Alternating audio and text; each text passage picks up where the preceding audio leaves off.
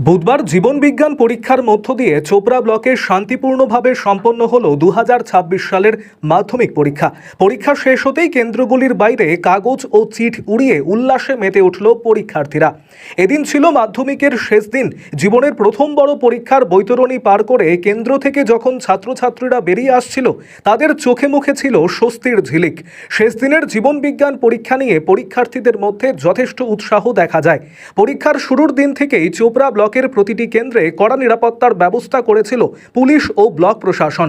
বুধবারও তার ব্যতিক্রম হয়নি। পরীক্ষা শেষ হওয়ার আগে থেকেই কেন্দ্রগুলির সামনে মোতায়েন ছিল পুলিশ। মাঝিয়ালি হাই স্কুলের পরীক্ষা কেন্দ্রে চোপড়া থানার আইসি সুরজ থাপা উপস্থিত ছিলেন। অপ্রীতিকর ঘটনা এড়াতে এবং বহিরাগতদের ভিড় রুখতে সক্রিয় ভূমিকা পালন করেন কর্তব্যরত পুলিশ আধিকারিকেরা।